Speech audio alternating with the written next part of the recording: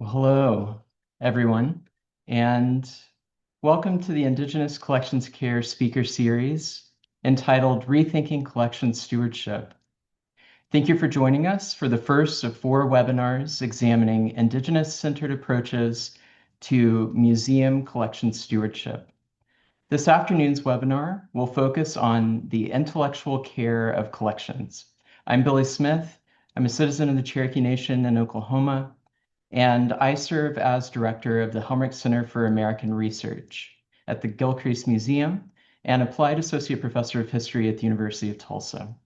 The Helmrich Center houses the archive and the library of Gilcrease Museum and is home to the museum's conservation lab and digitization studios. In addition to caring for the collections housed here, including numerous Indigenous materials, we are the research arm of the University of Tulsa to the Gilcrease collections. We support public research by appointment and through postdoctoral and short-term fellowships and grants. I'd like to begin our webinar with a brief land acknowledgement, orienting our series to the lands upon which Gilcrease Museum resides.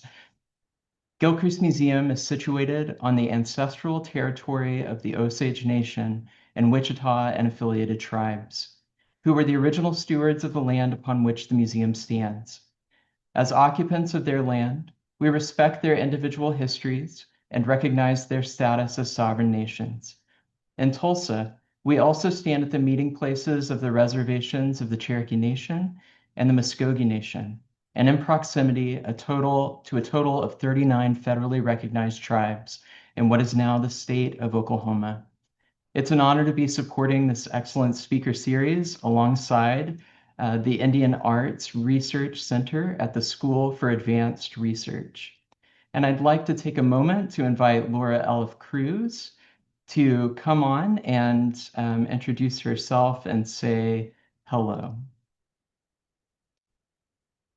Hello, everyone. My name is Laura Elif Cruz. I wanted to welcome hello, everyone. I wanted to welcome everyone today for attending the kickoff of our webinar series. We're very excited about it. Again, I'm Laura Elif Cruz, and I am head of collections over at the Indian Arts Research Center, School for Advanced Research. And you'll be learning a little bit more about my involvement with SAR and more about SAR. But we're really excited to kick off this series with the Gilcrease Museum. So thank you again and welcome.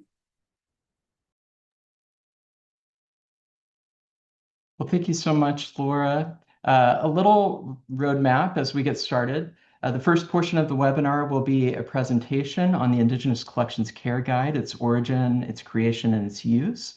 And the second portion will be a roundtable discussion between our panelists and moderators. At around 3:15, there will be time for audience questions and answers. So we ask that you submit your questions along the way throughout the webinar. And we will moderate those toward the end, and we'll try to get through as many of the questions as possible before we end at 3:30. And with that, I'll now pass it along to our moderators, Laura Bryant and Marla Taylor. And here they go. Good afternoon, everyone, and thank you again for joining us for the Rethinking Collection Stewardship Speaker Series. My name is Laura Bryant. I am the Director of Repatriation here at Gilcrease Museum in Tulsa, Oklahoma, and also a co-facilitator for the Indigenous Collections Care Working Group and Guide. And with me today is Marla. Hi, everybody. My name is Marla Taylor, and I work as the Curator of Collections at the Robert S. Peabody Institute of Archaeology at Phillips Academy in Andover, Massachusetts. And along with Laura, I'm the co-facilitator of the Indigenous Collections Care Working Group and Guide. And we just want to take a moment to just briefly acknowledge that Laura and I both are speaking to you with settler and Indigenous and immigrant backgrounds. We are not Indigenous ourselves. So before we get started with the panel discussion today, which I know everyone's really excited about, we wanted to take some time to give a quick overview of the Indigenous Collections Care, or ICC Guide. This is the foundation of the themes within this entire speaker series. Don't worry, we're only going to be doing this once and in this session only, but we just wanted to give a little bit more background and context into the conversation and topics today and throughout the series. All right, like Laura said, we're going to start off today by putting our conversation into context.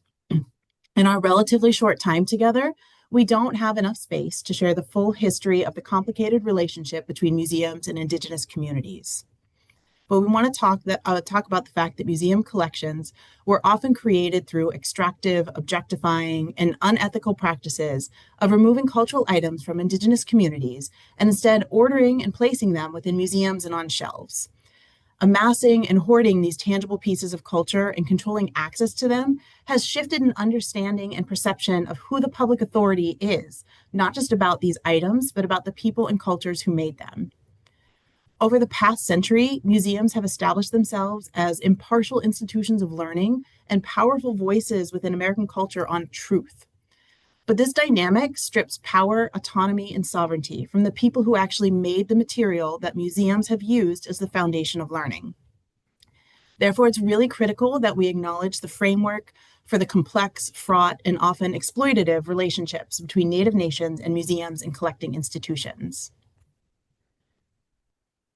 Now, over the past few decades, there has been a recognition within museum collection stewardship practices that established mainstream kind of like best practices and even nomenclature are limited and inadequate in terms of caring for the physical, intellectual, and spiritual needs of Indigenous cultural materials. However, many institutions are beginning to try to address this power imbalance. And their efforts and shifts in field-wide practices, along with the recent update in the regulations for the Native American Graves Protection and Repatriation Act, also known as NAGPRA, have laid the foundation for the more inclusive collections care practices that are presented in this speaker series and in the forthcoming ICC guide. So everything we're going to talk about today and the ICC guide, the Indigenous Collections Care Guide itself, is rooted in culturally appropriate care practices. So what is culturally appropriate care? Culturally appropriate care involves in being responsive to and affirming of a tribe or Native nation's requirements, beliefs, values, ethical norms, language needs, religion, spirituality, and individual differences related to the stewardship of all Native cultural materials. It is not limited to items that are subject to NAGPRA. And recentering collection stewardship around Native perspectives recognizes the sovereignty of Native nations, their unique political and legal status, and their authority over their own material culture. So the ICC guide that we're talking about today supports taking meaningful steps to incorporate the core values that you see very briefly outlined here into collection stewardship practices. Now, you can see more information about these core values, some more context in the ICC website. We're going to be giving you that link in just a few minutes. And these shared values set the stage for everything that's discussed throughout the rest of the guide document. Every section that follows is basically providing guidance on how to apply these values to the specific collections management component that we're discussing. So the Indigenous Collections Care Guide was created by the ICC Working Group.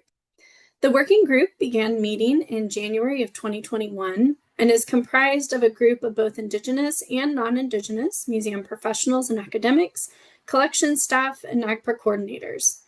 Over time, membership has fluctuated naturally, but a committed group has created a guide rooted in Indigenous perspectives and priorities, as well as practical application.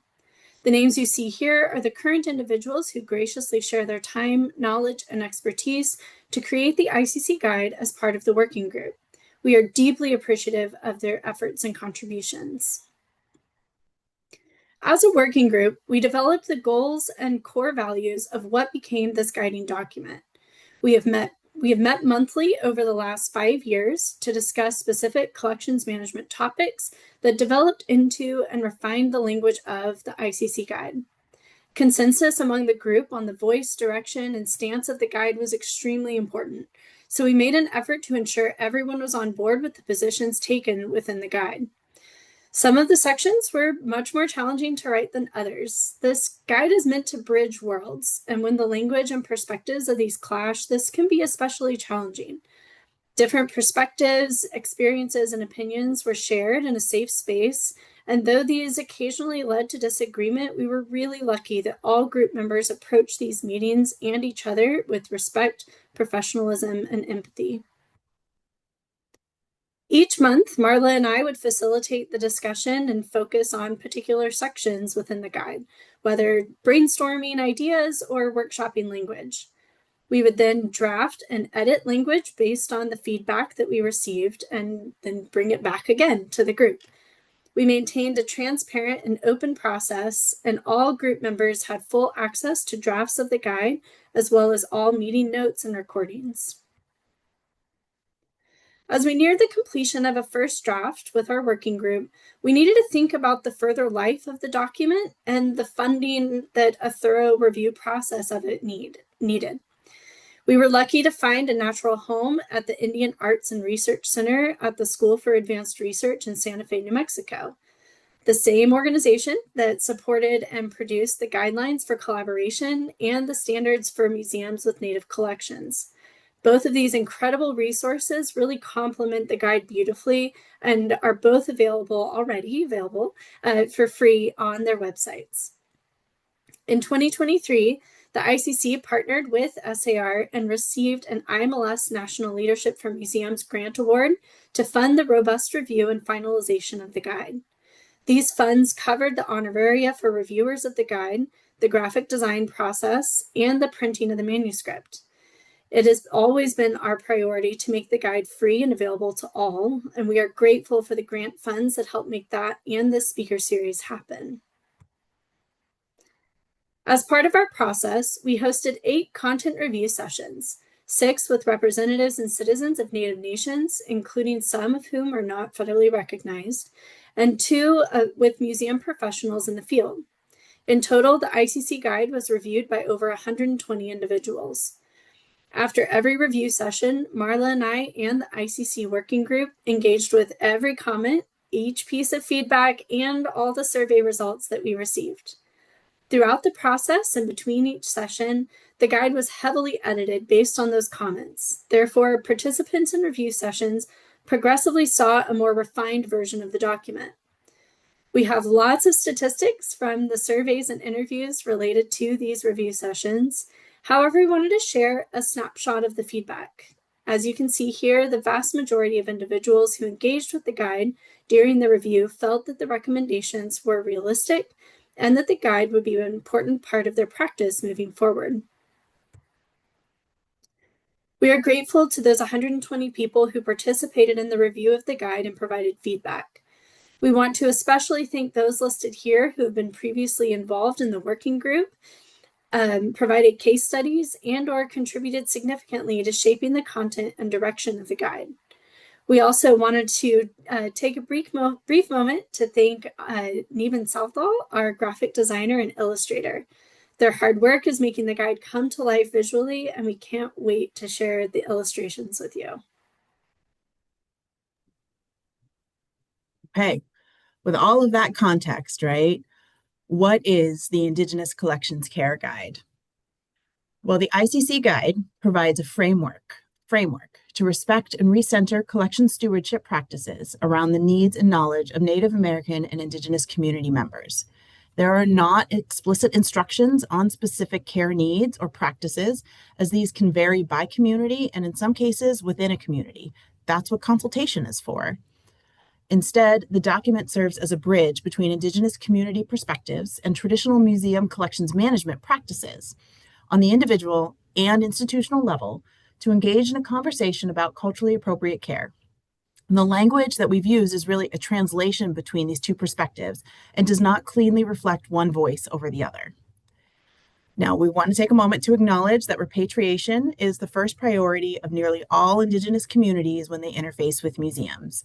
But there is no magic wand to make that happen immediately. NAGPRA itself was passed 36 years ago, and we're still working on it. But there must be a space, for museums and Native nations to identify pathways to work together to care for collections in their possession. So who is the audience for the ICC Guide? Well, this guide speaks to individuals engaged in collection stewardship within museums and other collecting institutions. It's aimed at both emerging and established museum professionals, as well as individuals who are simply seeking clarification, support, or even just validation to pursue culturally appropriate care within their institution. Also, the ICC guide recognizes that administrative support is really necessary to implement many of the considerations discussed within. So the blended language that we've used is to help collections professionals and tribal representatives with the tools to advocate for change within institutions and across the field. So one question that Laura and I and other members of the ICC working group get really regularly is, how does the guide interface with the duty of care clause that was part of the 2024 revised NAGPRA regulations? And you can see a really basic chart that we've got here. This is also, I believe, on our website and will be included in the guide as well. And you can see the ICC guide is kind of outlined on the right side of your screen, steps past NAGPRA compliance, and provides a framework for culturally appropriate or culturally informed care across the totality of Indigenous cultural materials. Both approaches, however, are rooted in consultation, and the guide helps to lower anxiety and apprehension as you're starting and continuing these conversations in consultation. Okay, so what are the next steps, right? When will the ICC guide be available? Well, we've recently finished copy editing the guide and have been working with our graphic designer to lay it out and add illustrations. And following this work, the guide will be made available in fall of 2026. So we are very close and we're very excited to share with you. Where can you find it? Well, the guide will be available for free as a downloadable PDF on the ICC website, which you can access via this handy dandy QR code right there. And you can see the website underneath as well. Laura and I and other members of the ICC working group are also going to have limited numbers of printed copies as well that we can hand out at conferences and other events starting this fall. And what can you do to learn more about culturally appropriate care while you're waiting for the fall and warmer weather, right? Well, you can go ahead and continue to register and participate in the Rethinking Collection Stewardship Speaker Series. So this is obviously just the first of our 4 conversations, and we're going to have other conversations addressing other themes within the guide in March, April, and May. This handy dandy QR code on your screen now allows you to go ahead and register for the rest of those conversations if you would like to take part in them. And we hope to see you all there. Oh, and of course, the recordings for all of these are going to be made available later on our website. So all of these topics that are addressed within the speaker series are deeply rooted in the content of the ICC guide itself. So this is the current table of contents for the guide. Each section frames components of collection stewardship in a more respectful, transparent, and culturally appropriate manner. The language provides general guidance, specific things to consider, and calls to action to make change, because there's no single right way to do this work. The constant theme throughout is consultation.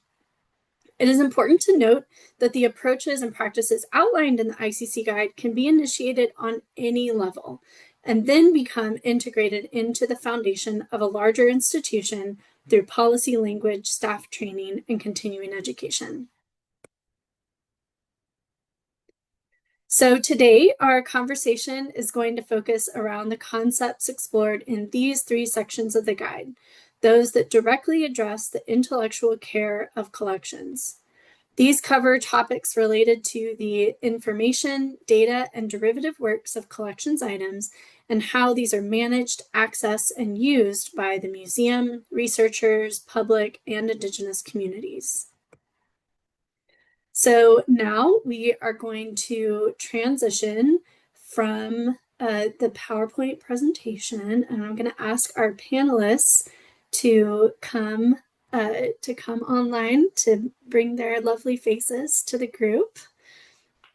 And Marla is going to step back until our Q&A. So thank you all so much for being here.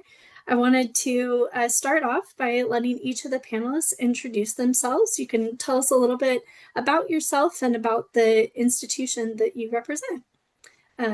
Kara, you're at the top of my screen, so I'm going to start with you. Wonderful. And thank you again for having me.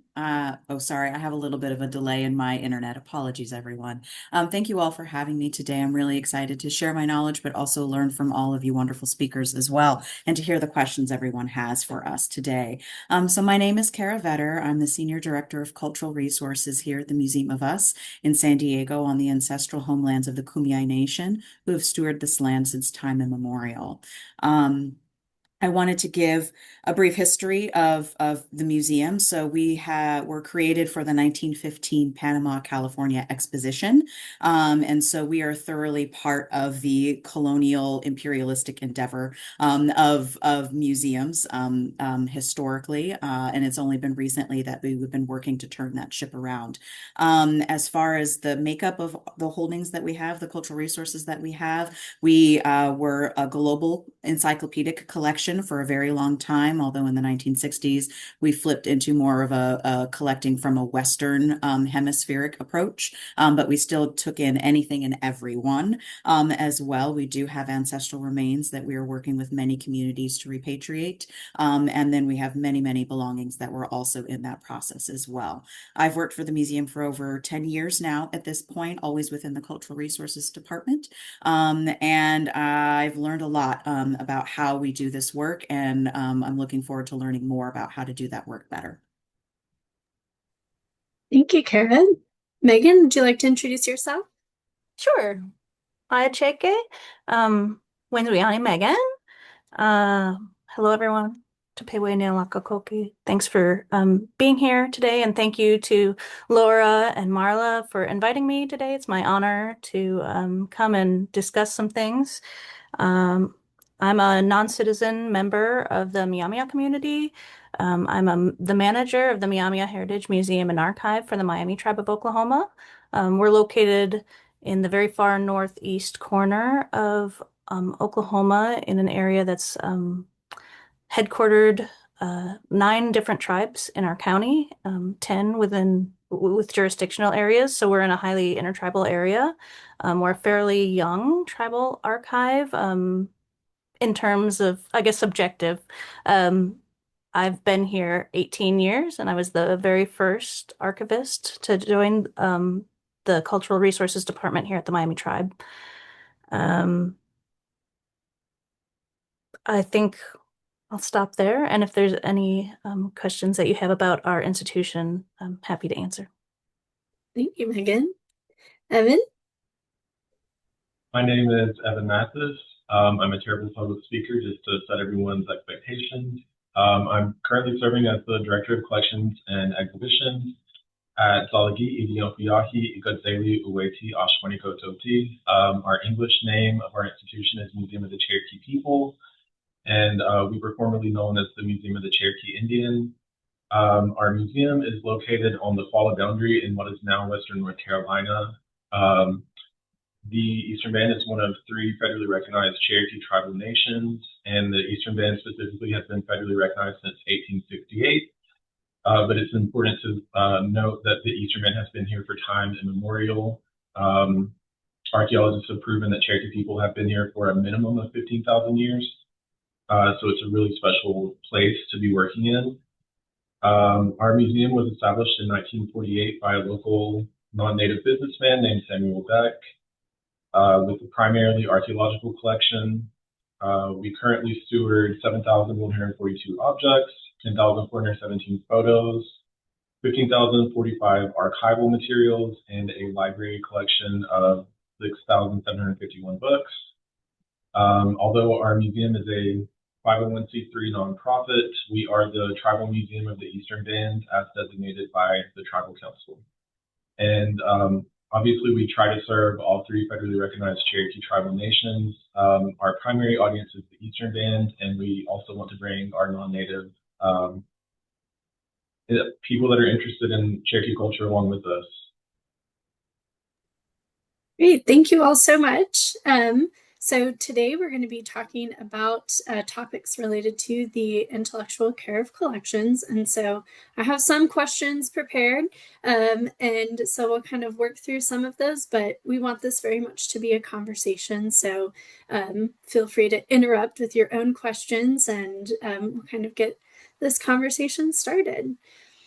So we'll start with a topic that nearly all museums and cultural institutions face, related to the inevitability of the inaccuracies and missing information about materials within their collections. So how do you approach identifying those holes within catalog records, and how do you document those updates? And Kara, do you want to start? Throw that one to you first. Sure, I'd be happy. Since our institution has been around for over 100 years now, there are many stories, many histories, many ways in which we have done, for better or for worse, this kind of documentation practice. And so for us, it's first understanding what our historic strengths and weaknesses have been within catalog records. This has often been based on past curatorial focuses and quote unquote expertise, or, for knowing who your donors are and what their focuses were, as well. So knowing who was collecting and interpreting will give you some start in understanding. For us, many of our holes has been around unidentified or misidentified individuals, in the archives and in the photographic holdings. People who have multiple names, multiple spelling names, so they don't always show up whenever we're doing records reviews for communities or other individuals. Also, improper and incorrect cultural affiliation for many of the cultural resources is quite common. This is not unique by any stretch, for institutions of any age. You can be very young and still have a lot to work to deal with. And so, one example of how we approach this, I think, might be through an example, and without sharing the specific details, because we do want to, of course, keep confidentiality. But as we've been working through various NAGPRA specific consultations, but other kinds of consultations with different nations, they've been able to provide us with a lot of details, specifically about photo archives in particular, including appropriate spellings and phonetic pronunciations, and identifying people and places that we wouldn't know, either because we're not in that region if they're further afield, or just because there's just so much that we currently steward and hold. And so what we've been doing with one nation in particular is we've been updating. We have a newer database. The last couple of years, we've been integrating that and trying to make it something that we can utilize more effectively. And so what we've been doing is we've been updating the appropriate fields and associated lexicon and terminology. So each database has its own uniqueness about what they call what, but it's all about basically the same thing. But we've been basically updating our back end, and then adding general comments in our notes sections of our database, about where that information came from, who provided it, and the consultation context in which it was shared. Nothing that the community has deemed sensitive in nature is included in anything that's visible to the general staff. We do have the ability to restrict at the field level certain staff, so like interns or volunteers can't trip across the information. It takes a lot of clicks to make that happen, but we're working it to part of the workflow. And then we also have this information because we do written documentation as well as digital documentation, and it's stored in different places, both physically and digitally, in restricted areas as well. So we have a lot of different ways, depending on who we're talking to, about the information that we currently have and how to correct it. And this database is newer, so we're still working on some of our workflows, but that's kind of where we're at with it right now. It's always a work in progress. Yeah, that's really great. And I'm curious on Evan or Meghan, have you guys encountered any of that too, on identifying people in photographs, or like correcting identifications that were in your records previously? Yeah, I'll go first. So I don't think I mentioned this in my intro because I kind of blinked out, but I started working here in December 2021. And prior to my employment here at the Museum of the Cherokee People, there was never a collection staff that was like whose sole responsibility was only to care for the collection. We also inherited little to no records on our collection because there was a fire in 1958 that burned pretty much all of our provenance and provenience for our collections. So we've kind of just been rebuilding our provenance from scratch. And one of my like big soapboxes is that the community is the experts of their own material culture. No one knows the collection like the community does. And so we've worked really closely with our community to kind of rebuild that information. There's, we even do things like with our social media, we'll have a Mystery Monday where we share like photos of people and the community can comment and identify the people. It's a really small community, so everybody knows everybody, past and present. So we usually get a lot of feedback from the community that way. But yeah, I think like the most important thing you can do as a museum staff working in like a tribal or a cultural institution is to like have strong relationships with your community. That you're gonna, that kind of guides everything you do. Yeah, I'll pretty much defer to Karen and Evan on this because they have a lot more experience. Like I said, we're a very young institution, and when I started, there was only a very small collection built up by the librarian who was employed before, and she was still on staff when I came. But for 15 years, I was the only museum employee, and so holes in documentation are of my own making.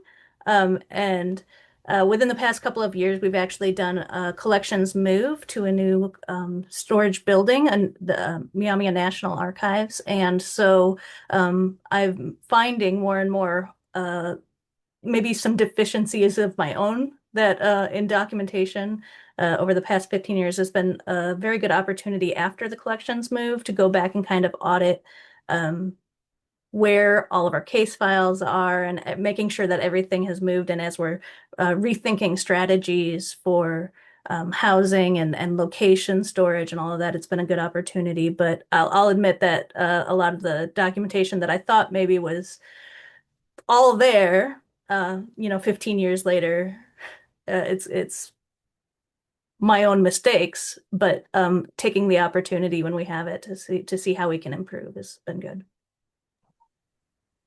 I wanted to add really quick too, just a shout out to the community. So since I started working here, my team and I have updated 11,806 records in our collections database, and that's 29.99% of our total collection. And that's all like thanks to the community. Like they're the ones rebuilding this information, and we're just here to serve them and to serve the collections that we care for. So without them, we wouldn't have been able to update, nearly a third of our collection. That's just amazing, and kudos to you both for having to kind of do that level of rebuilding or understanding, and just amazing work. And I'd also like to add as well that like from where I sit, like my team views ourselves as trying to untangle a lot of information that was corrected or incorrected or the holes that are there. So trying to work with community to fill those gaps in knowledge is incredibly important, but also some of these tangles are so many decades old that we almost have to kind of wait patiently for it to untangle itself a little bit, or for you to stumble across that record that gets you that little bit of information. Like I just identified a potential culture for an item that I've been waiting for, 5 years to figure out because the information was so scant as well. So, and it took that long to do that. And now we can move forward in some ways. So that's part of it too. Sometimes you have to be patient, but also you want to get it done and you want to do a good job in the process. So building in those steps for what does success look like when you're trying to do this kind of documentation and record keeping in a lot of ways is really important. So you all are doing amazing work. So kudos to you for that. So that leads me to ask the question then. So you were saying you just stumbled across the documentation information for one. So just kind of a fun little question is, what is the most unexpected place that you have found information and about the collection or documentation? Or one of the most, doesn't have to be the most. I mean, it's all over the place. I mean, there's usually, a lot of it's well documented, but you do have like the box that has a random note.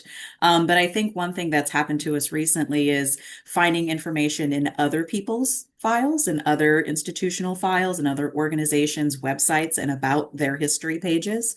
That has been incredibly helpful because our institution, we've been so tangled up with other individuals and communities and what I like to call the OG players of our region, that we don't always know where the information lands. Like we may have the belonging, but not the associated information or vice versa. And so thank goodness the internet exists to some degree, for better or for worse. It's allowed us a way to find information or at least start to tackle the threads. So we recently had a series of holdings that's going through a consultation process, and we couldn't figure out what was going on until one of our associates did a real deep, like 4 pages deep in the Google search dive, and found a random mention of one person's name that led us to an institution that led us to a conversation. So now we're able to have a really robust consultation process with other people who may have a stakehold in what happens next. So that was really great. But, it was like 4 pages deep in a Google search.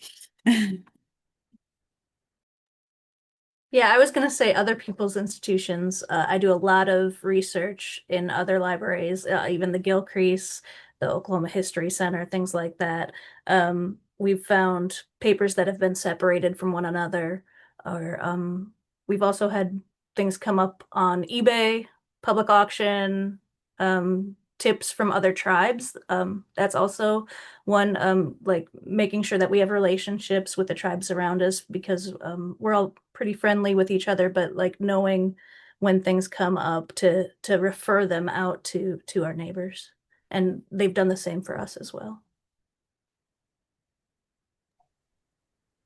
We, like we'll have records sometimes and it'll literally only say basket and that's all that is in the record. And like a photo of the basket, but I don't remember exactly how I stumbled across this, but I found like a set of 4 baskets on Christie's auction house. And I was like, those look really familiar. And yeah, it wound up being like a set of 4 that we have here at the museum. We were able to put the name of the Cherokee woman that had used the baskets in the 1840s and like the specific family she comes from. And we actually wound up using one of those 4 baskets recently in an exhibit where it was about the sovereignty of the Eastern Band. But we used one of the baskets to talk about the difference between tribal citizenship and alleged Cherokee ancestry. So it was really cool to kind of come across that information, because then it led to being exhibited and like actually knowing where this basket's origins were from. The other like place that seems pretty obvious is the archives. Like, so we had an appointment with a tribal member that was researching their family, and we were trying to pull something from our archives for them, but we accidentally stumbled across a photo album from the 40s, and it had some archaeological pottery photographed, and it had like the locations that they had been looted from. And so we were able to reassign for a few of our archaeological materials, like the place of origin. So that it was just a happy accident. Wow, that's incredible. I think we all have those like little stories here and there of just finding information that puts another piece within the giant puzzle of figuring out exactly what happened and what we have. So another question that I had that I wanted to kind of bring up to you guys today is that I think all of us encounter to an extent that people are human, and so perspectives and protocols can really vary among individuals and among communities.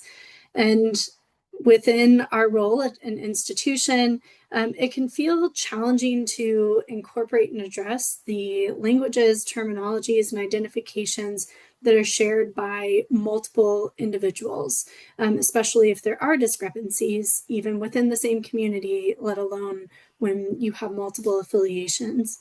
So how do you acknowledge and record these within your records and databases? Like just the really brass tacks, like how do you handle that? Evan, do you want to start? Yes. So again, like our primary audience for our museum is the Eastern Band and Cherokee Indians. So for us, we're going to always kind of center what the community understands or acknowledges objects as.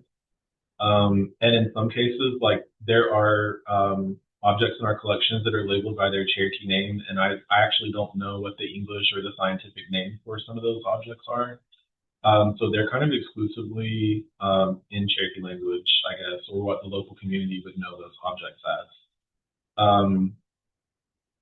So yeah, again, like we're the tribal museum of the Eastern Band, and Eastern Band terminology kind of comes first before any other terminology. To follow up on your response, do you occasionally run into, because I know you have more than just Cherokee materials within your institution, so how do you then kind of fit in some of the discrepancies there, or help with some of the identifications and just differences in opinion? Yeah, so there's a lot of different terms that you could call the same object, even like depending on the different community here on the Koala boundary. So usually when there's like differing opinions on what something should be called, we will, obviously if the person consents, we will just list the person's name and like the date that they identified that material and how they would say it.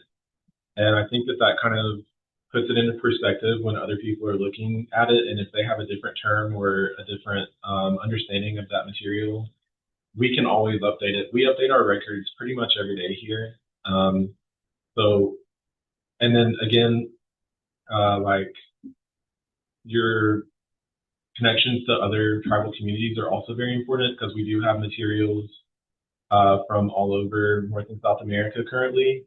When we were the Museum of the Cherokee Indians, everyone would give us their like air quote Indian materials, and so we wound up with kind of everyone's belongings. So we have been kind of consulting with all these different groups to try to understand who might have made these materials, what they would prefer that they be called, and also trying our best to like take any offensive or derogatory language out of our records database as well. And when that kind of language is part of the history of the object, we'll just give like a note that says, this is considered to be derogatory or offensive and why. So yeah, there's a lot of different stakeholders, and those relationships that you build with community, including your own and others, is really important.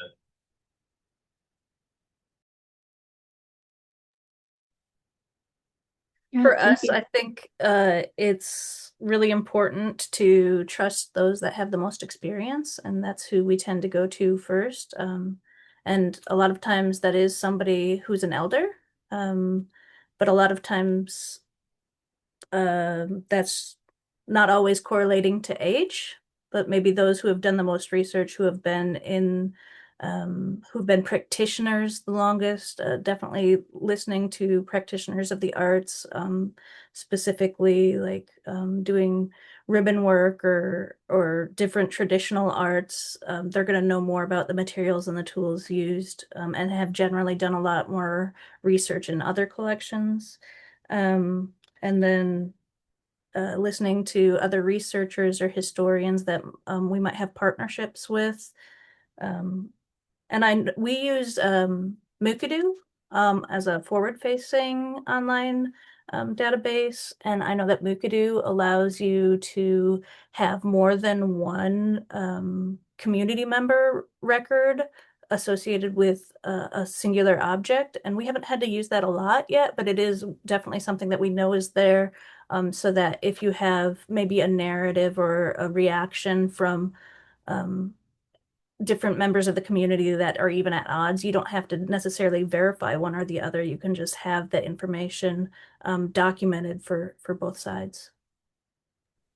I think that was a really good point that you brought up about how there might be opposing or not dueling, but just like dual narratives or multiple narratives about what an object might be or what a photo, like who's identified where and whatnot. So having that ability to hold both, like two things can be true, is really important because I think historically the Western Museum has really focused on what is the right narrative, what is the correct singular idea of this cultural resource, this belonging, and that's not true necessarily most of the time. So how do we, like when we're in a more westernized institution, handle that duality or otherwise?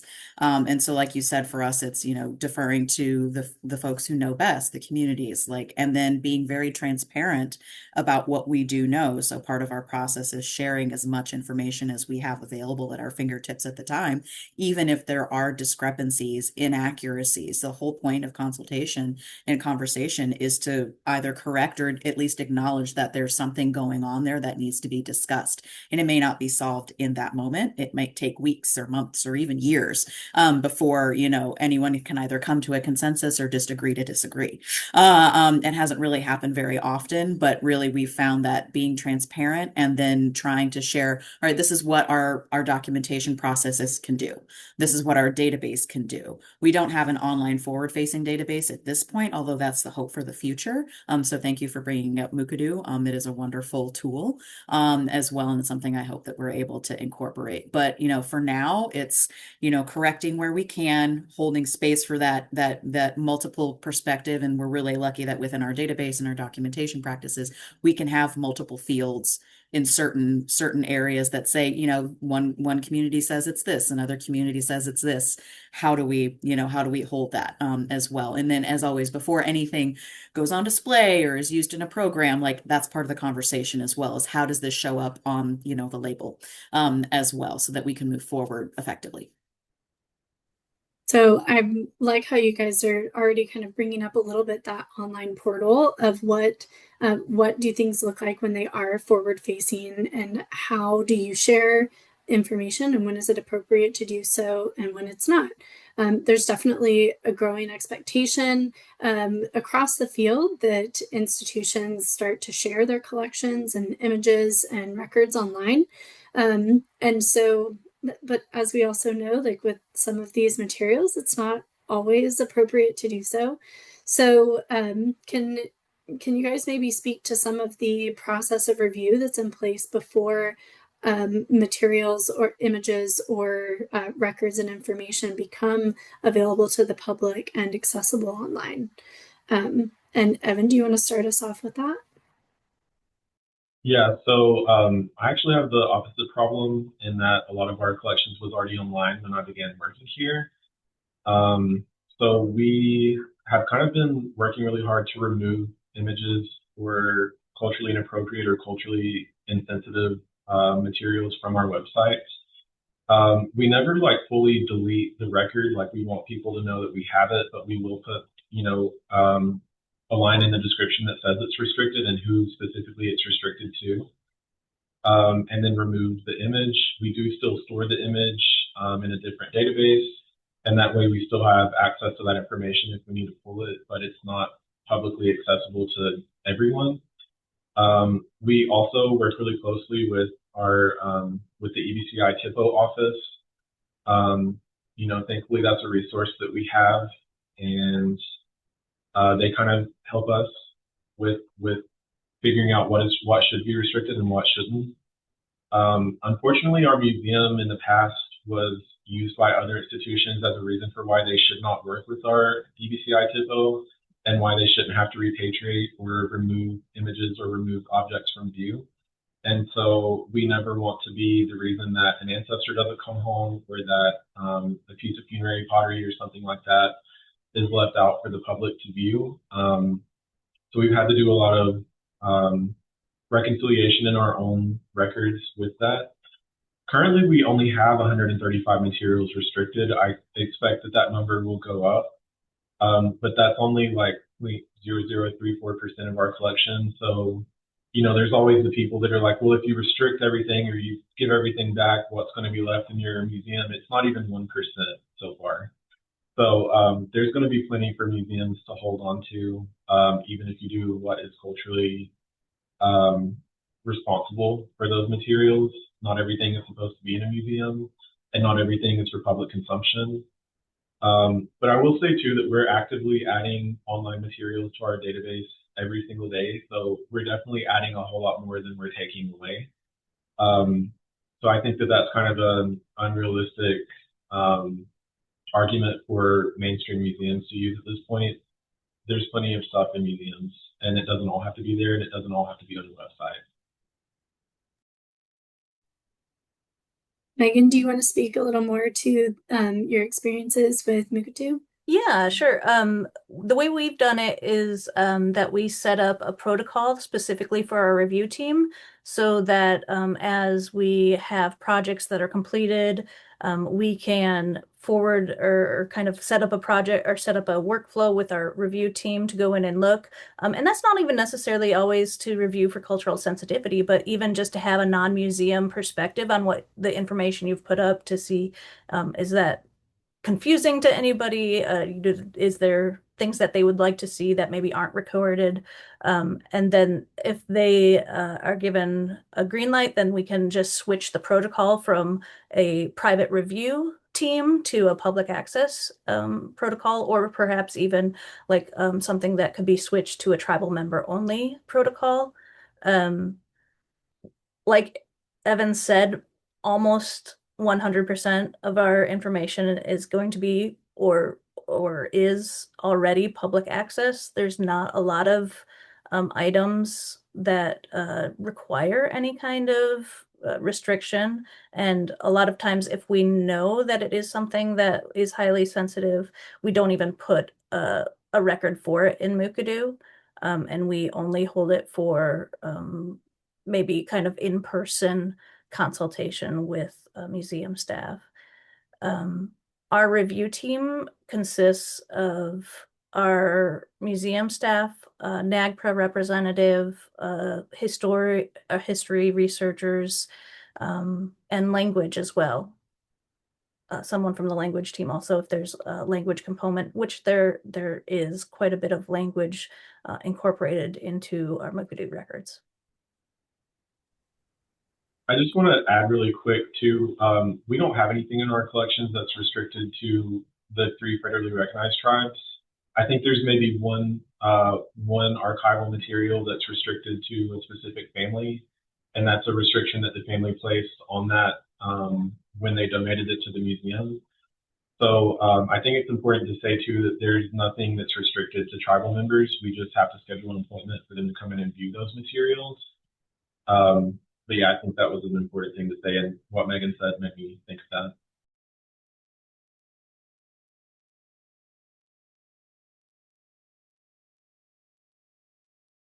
Kara, did you have something you wanted to add? No, actually, you Evan kind of hit it for me around bringing not just the larger nation or tribal perspective, but to the individual and to the family. And so it's always part of this conversation that has to be had. Also, recognizing that sometimes the needs of communities and nations changes over time. And so that just because permission may have been granted or it was seen as a no-brainer to put online, 15 years ago, it may not be now, or it may not be in the future. So that's part of that flexible brain thinking around what stewardship is that it's not just set in stone and that it needs to remain flexible as you enter these processes. Also for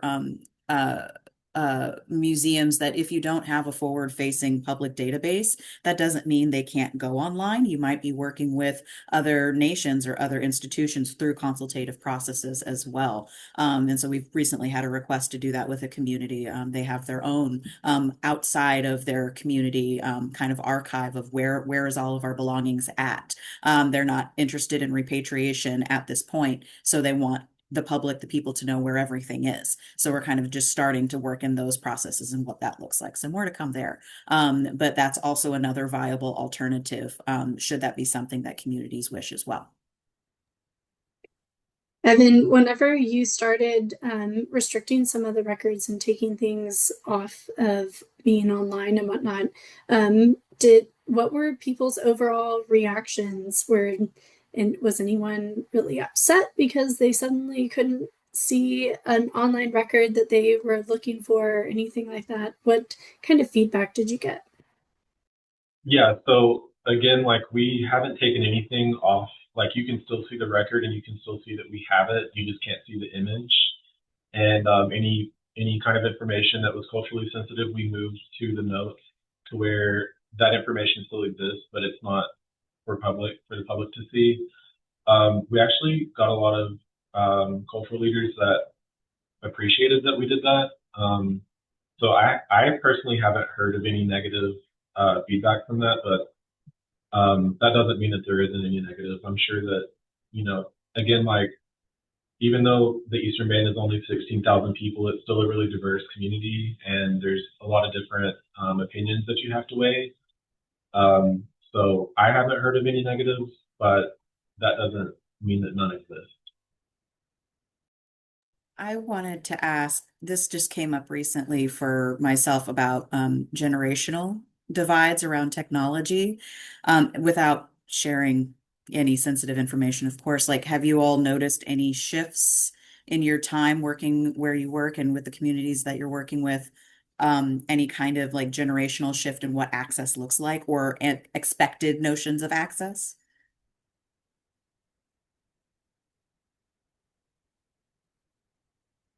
That's a big question, sorry. Yeah, I don't think that I have. I know that when I started working here, that was a really big thing that I wanted was for the community to have access to their material culture. So we do schedule tours for the community pretty regularly. Obviously, it's not the same to see something on the internet as it is to see it in person and to be able to touch and interact with it. So I kind of haven't seen a lot of, shifting perspectives on that personally. I think if anything, we've seen a move to being more involved virtually after COVID because of some of the outreach programs that we've done.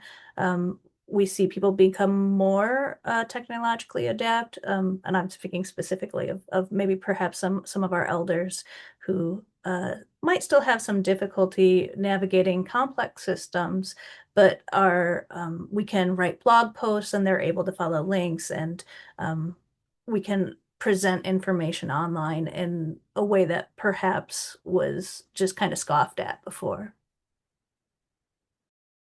Thanks, I appreciate that. It's something that we've had conversations about as well. And I think COVID was kind of like that dividing line of before and after, and that there's been a greater embrace towards the use of technology, for better or for worse. And so now it's just about, well, how are we using it and who has access to it? So thank you for sharing that. I appreciate it. Along the same lines, I think one of the things that whenever you put enough museum people in a room together, everyone starts talking about like, what database do you use? What database do you use? Tell me about all your database problems. And so with that, if you wouldn't mind sharing what database you use, and then also how or if you've been able to incorporate any Indigenous languages within your database, and if so, how? Because I know that some of the fonts and dialects work well, some of them don't.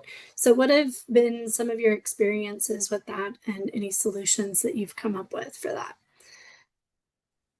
We use a Past Perfect for internal tracking and Mookadoo for external for online.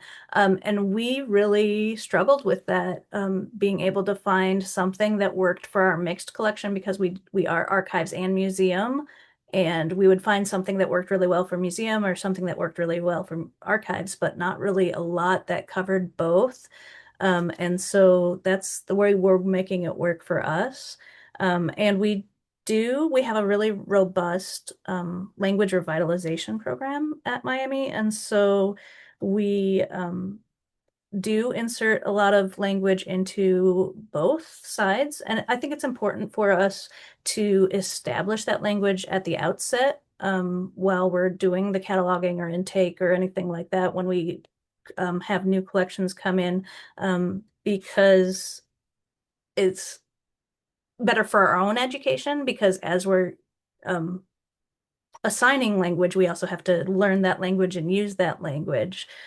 So the earlier you get that into your record, the better. But it's also important to create those relationships with the language department and not just rely on the resources that they give you. We have an online dictionary, and a lot of our kind of basic nouns come from there, but it's always good to double check that it's still correct, or that we're pronouncing it correctly, or sometimes we can suggest to put an audio file in if there's not one. But it's also important for us to have the ability to go to the language team and say, okay, these are the objects that we're working with. What terms are available? What, we specifically need a term for this object. What would that be? And so having that kind of two-way street where we're providing information to the language department and also relying on what they're having come back to us is important to maintain that the up-to-dateness in our records. I think like even the word archive, like there isn't a historical word for archive, and so early on we had to have a whole conversation about what an archive is and what are we trying to do, what is our purpose, and how can we pull a term that relates to that to refer to what we're doing. And then for our museum, we also use Past Perfect. Past Perfect is our external database, and then NetX is our internal digital asset management system. Unfortunately for Past Perfect, so for Cherokee language, there's also Cherokee syllabary, which is how you write in Cherokee language. Unfortunately, when you try to use Cherokee syllabary in Past Perfect, it just gives you like the blank boxes. So we can't currently use syllabary in Past Perfect. But our workaround for that is just to list those materials in phonetics, or to like spell them phonetically in Cherokee language. Also, there's multiple dialects of Cherokee language, so that can get really complicated. So again, because we're the tribal repository of the Eastern Band specifically, we try to always use the Kituwa dialect of the Cherokee language, which is the dialect that's spoken primarily here on the Qualla boundary, and where our museum is located. But there, even within that specific dialect, there can be multiple different ways to say something. So we just list all of them and try to hit as many of those terms as we can. We don't currently have all of the object names listed in Cherokee language, which is a long-term goal of mine. I want there to be Cherokee language and English search terms for every single object in our collection. But that's kind of one of the long-term goals. And then the other way that we incorporate language into Past Perfect is when an artist consents to share their tribal, their clan affiliation beside their tribal affiliation, we will include that in both Cherokee language phonetically and in English. And that's kind of important because, to our knowledge, there's no other place that tracks the clan affiliation of our artists. It's like a demographic that isn't being tracked. It's just passed on through oral tradition. And so we're thinking about future generations when they come back and look at our object collections database. If for some reason they have forgotten what their clan affiliation is, this will be a place that if they're matrilineally related to the artist, they can figure out what their clan affiliation is if that's something that's been lost over time. So we're trying to think about the future generations that are going to look back at our metadata and how they can use it in future.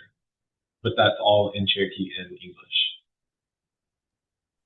Evan, could you repeat what your external database name was? I think it cut out just briefly. Sorry, yeah, it's called NetX. So yeah, that's where we just store like digital copies of materials. And it makes it really easy to share documents or images or things like that with other institutions. Thank you. We currently utilize the Argus CMS system, which is a little bit newer to us. We fully transitioned over in 2024, so we're still kind of learning and getting some of the bugs out. We've had the privilege of having to migrate databases a couple of times, first from Past Perfect, just because the size of the holdings that were being cataloged at that time outstripped Past Perfect's capabilities. And then the next database just didn't quite meet the needs that we had. So we're now with Argus.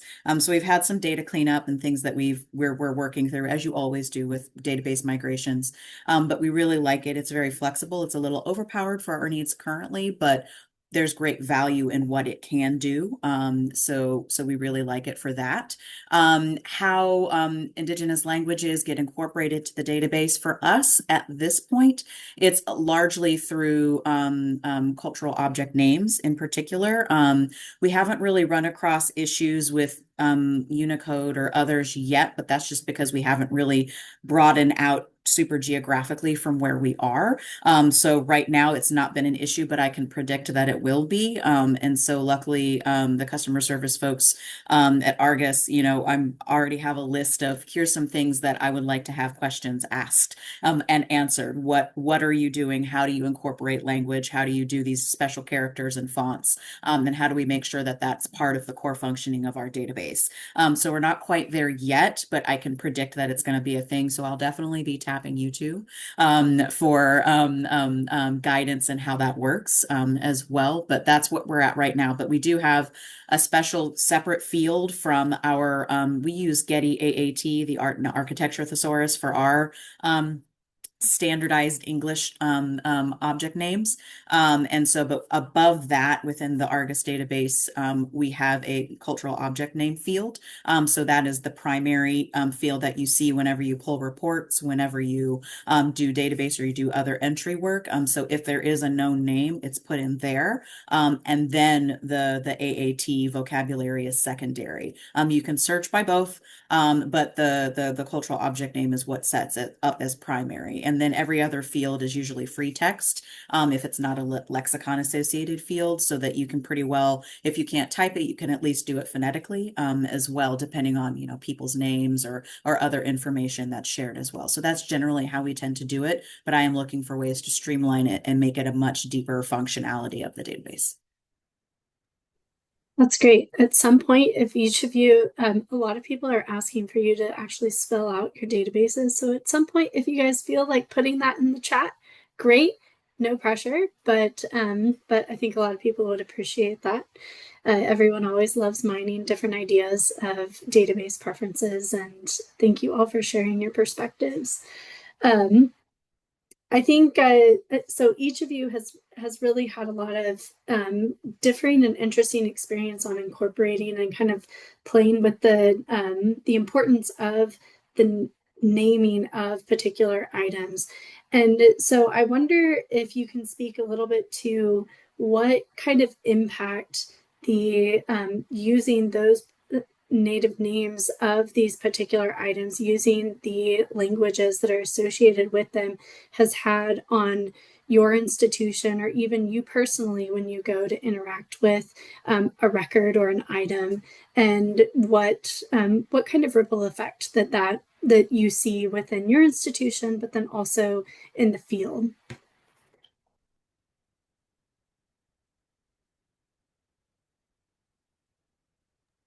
I think for us, it places the people back into the cultural resources, and it stops that disassociation from community, that these are belongings, these are people who have names that were divorced from by museum processes, by collecting and acquiring and looting processes. So it makes staff, it makes the public, if it's something that can be put on display through consultative processes, it really puts that primacy back on this is part of a community.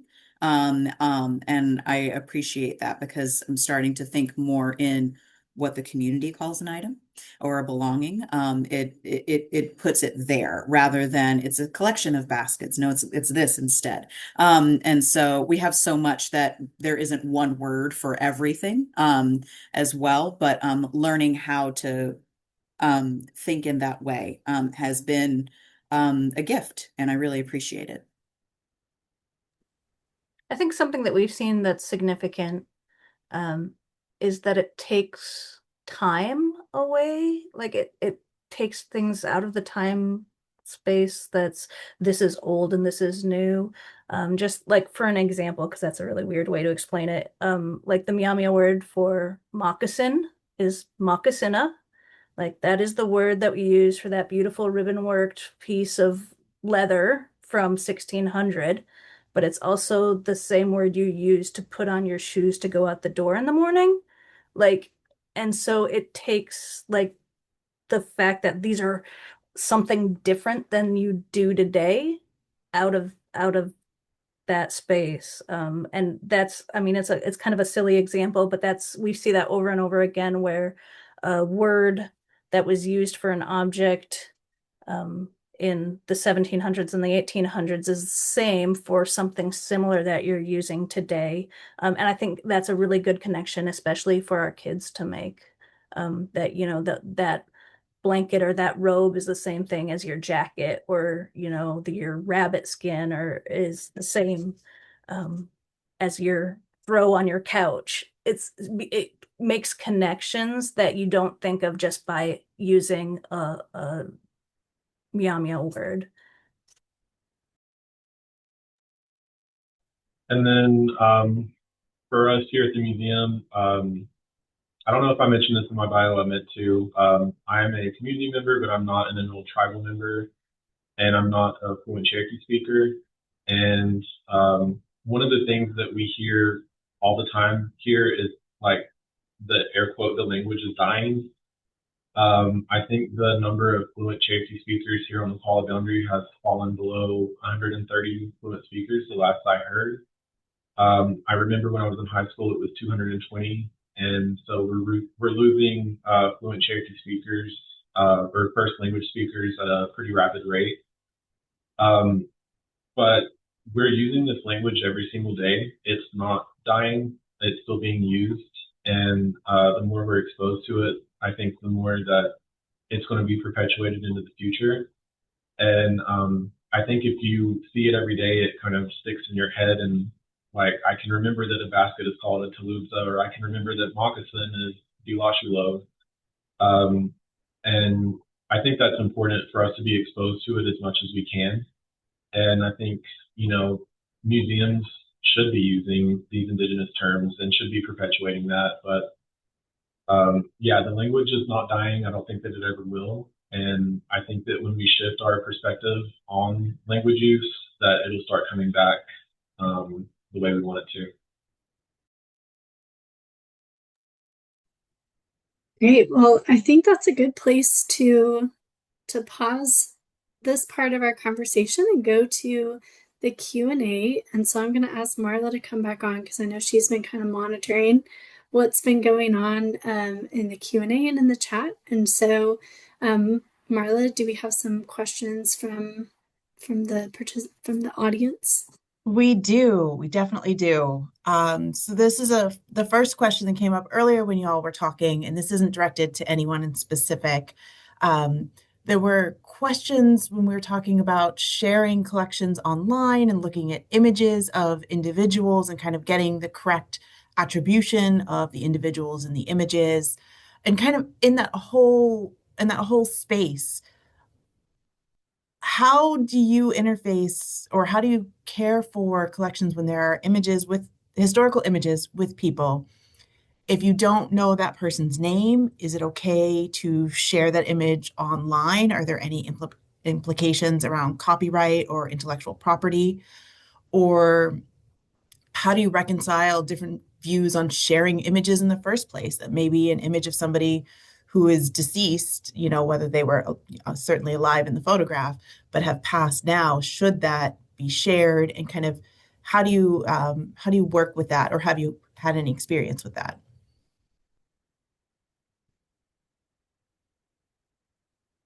Anyone? I personally don't know of, we're really thankful that we really only serve three federally recognized tribes from one cultural group. For me personally, I don't know of any protocols in place for images of people that are now deceased. That's not something that's ever been brought up to me. I'm not sure if other communities have protocols around that, but unfortunately, I don't really have an answer for that because I don't know those other communities' protocols. Yeah. Oh, sorry. Go ahead, Megan. No, I was just going to echo that and saying that usually photographs that we put up are coming from family members, and while they might have the person being photographed may have passed, their family members, whether it's their children or grandchildren, feel it's important to keep. They're actually like really proud to have their ancestor in the archive and have it available for especially other family members to see. That's really wonderful. And I think where we differ is just because of being non-Indigenous and having to focus, not even focus, our focus was so broad. It was kind of scattershot. And so I'm not a lawyer. I don't play one on TV. I'm looking forward to hiring an archivist sooner rather than later to help us with these conversations around copyright and intellectual property. But it's really, as far as I've kind of understood it or and concerned, that it's really around, like, if you don't know who the artist is or the person is, excuse me, that took the picture, but you know who the individual is, it comes back down to the family or the community if the family line is no longer extant. And so it's having those conversations of what should we be doing? Should we be putting them up? I thought, Evan, your guys's, was it Mystery Monday? I think that's really beautiful because that's how you find those answers of, oh, maybe this shouldn't have been put up. Now we know. I don't know if you've ever had an example of that, but so far, well, I'm glad that's not happened at this point for you all. But if it does, then you'll be able to have those conversations. We've had before when we had holdings online. We've had a couple of communities ask us to take images down because they wanted to review. And so that's been part of the process, not necessarily because they were sensitive, but they wanted to have the option to have those the say in whether they go up or down. We're not online anymore, so that's a different conversation. But really, it just comes down to what do you know and how do you have a conversation with the community. And then if there is copyright, like if there's a famous photographer, or not even famous, someone who's published those images, you may not even have the copyright to them to begin with. You just have a copy of it. So it may not even be something that you can do from a legal perspective. So those are all of the questions that kind of have to be sussed through. And unfortunately, they can be kind of case by case as well. And you'll get into the sticky wickets as you do, as you come into this too. Yeah, I'm hearing. Oh, sorry. Go ahead, Evan. Oh, I'm sorry. I was just gonna say, like, what Megan said, like, it's kind of in this community, it appears to be more of a sense of pride to have your relative in the archives because we are, like I said, the official repository for the Eastern Band. And so to have your relative kind of perpetuated into the future in that way is a source of pride for a lot of people here. Mm-hmm. I was just going to summarize that what I'm hearing is consultation is key, right? Each community and each family is going to have their own different perspective on this. And so communicating and clearly setting those expectations is really important as you're having those conversations.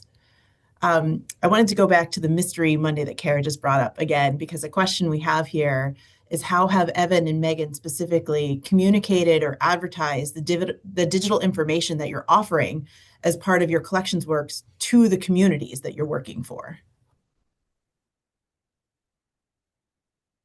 Yeah, so we have a pretty robust social media following and a website. And we advertise via our museum's social media accounts and also in the Cherokee One Feather, which is the newspaper of the Eastern Band. And that's where people will comment or share information about the images in our collection. And then we will update the records, and we also list each of the people that contributed information and their tribal affiliation beside that, just so that we know where the source is coming from, and also the date that they identified the person in the photo. And then we also regularly attend like the community clubs here on the Koala Boundary. Not regularly, we go occasionally, and we try to communicate that information out. And then we also share, again, like we do short videos or things of that nature on our social media accounts and on our websites to try to reach as many people as we can.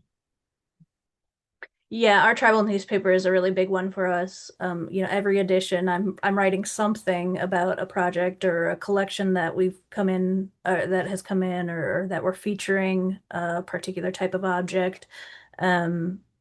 Because that is still kind of the thing that gets to everybody's tribal household no matter what. And we do have some following, mostly on Facebook. I'm not a huge social media person, and we don't have a centralized social media department. So we have a tribal citizens group that will post information as we update it. But also we use opportunities when we have tribal gatherings to do education presentations, usually like the day before a big tribal gathering. The cultural department will take the opportunity to present on what different departments are doing. And so we're often part of that as well. That's awesome.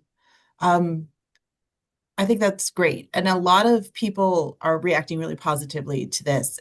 But there are some more follow-up questions for kind of each of you about integrating Indigenous languages into databases and using them as object names when you're working in the database or kind of through cataloging. So the question is, I think that I'm going to start with, for colonial-based institutions, when you're adding traditional words and languages, especially if there's multiple cultures represented, but even if there's just one culture represented, how do you manage kind of consistency across a database, right? Because we all know databases are only as helpful as the information you put into them, right? Garbage in, garbage out. So do you have a consistent term and then the Indigenous word is the secondary term, or do you flop that the English word is the secondary term and the Indigenous word is the primary? Like, how do you incorporate but still standardize? That is an excellent question. And we have suffered or had successes in various ways. And so I think one thing we've learned is we actually have, it's probably going to split into a larger document, but we have this big kind of registration track, decision tracking log that's several pages long now. So it's about time to split it off into specific sections of what each parts of our department do. So there's probably going to split into a database one that is, this is how you do this X, Y, and Z, and why the decision is being made. So always leave a note, essentially for that as well. And so for us within Argus, I think I mentioned before, like we have it set up specifically around object names or cultural resources names. So we have it set up as primary at the top, and that is a free text field. I would like to turn it into a more formal lexicon if possible, but that is challenging just by the sheer number of communities and cultures that are represented within the cultural resources holdings that we have. So we have like representation from nearly 300 Indigenous communities worldwide. So that is a big, huge unknown variable that we have to work with. But dream big, but start small is where I'm at with that. So right now we're kind of focused more locally, geographically. And then, that means we have to work with our local communities to kind of, because there are dictionaries, there are languages, but there's also dialects that have to be considered. So we're in the early phases of what that looks like, but part of that is because we've waited to do some of this for so long so that we could do it well.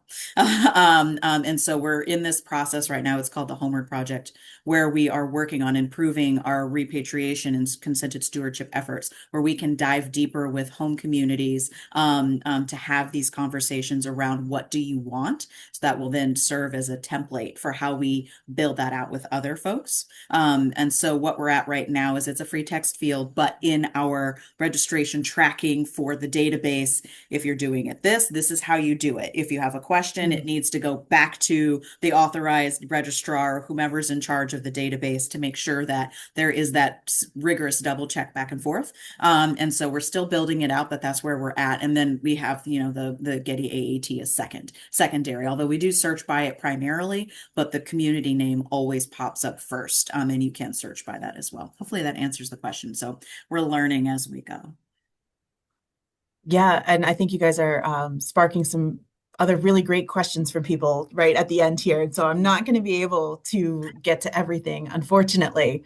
I'm going to try to paraphrase a couple of them together. Whereas, Evan, there was a question a little bit specifically for you. If there's not a translated name directly from English, right? A concept sort of like Meghan was talking about, the moccasin with like getting ready to go out the door in the morning. How do you record that as a name? And also kind of parallel question is, how do you handle situations where standards, like Kara was just talking about, conflict with community members' preferences for how their cultural knowledge and histories are described in your work? That might be too big for the last like 5 minutes, but I'm going to try that one. Yeah, so with our collections policy that we developed, we're not AAM, accredited, and that's intentional because a lot of times our local protocols are in conflict with AAM standards of best practice, and so we try our best to adhere to AAM when it makes sense for us, but we will always prioritize Cherokee cultural practices and the community needs over top of that. And our policy literally says that. So usually there is not any conflict for us because, again, we're the tribal museum of the Eastern Band, so we can kind of do whatever works best for the specific community. I'm sorry, I forgot part 2 of the question. Part 2 of the question. Oh no, I clicked answered on the question. I don't have it in front of me anymore, Evan. I think they asked like maybe for like the different spellings or something like that. Yeah, when there's a conflict, when there's a tension, like when what you need to do your work, when there's a tension between what the community prefers versus what you need. It sort of sounds like there isn't a tension because you work for the community, right? Yeah. And so that's a moot point. Oh, they asked about the Cherokee language term versus the English term, and if it doesn't translate. So even like the name of our museum doesn't exactly translate to Museum of the Cherokee People. We kind of just let the Cherokee word itself be for the fluent speakers, and then we let the English term be for the English speakers. We don't always have to have an exact translation, and you can't exactly translate Cherokee into English anyway. And so those are specifically for both of those 2 groups of people, and we don't have to provide the exact translation. Awesome. I don't know that we have time for another whole question and answer. I just want to thank everybody for submitting the questions. Some of the questions that y'all asked will be specifically addressed in future sessions of the speaker series. So I would encourage you, obviously, to register for those other conversations that we're going to be having in March, in April, and in May. And so hopefully we can get to your comments and questions then. So thank you for your time. Wonderful. Thank you all. I'd like to thank our moderators and our panelists for this wonderful conversation. Also, thank you to our attendees for joining us today. We hope that you'll join us for the next webinar, which will be on March 3rd. And please consider completing a post-event survey. I've dropped in the chat. There will be a link in the browser after this webinar ends, and you'll receive a link in the follow-up email. So we'd love to have your feedback as we continue to do more of these. And so we'd like to just thank you, and we will see you next time. Thank you all. Thank you.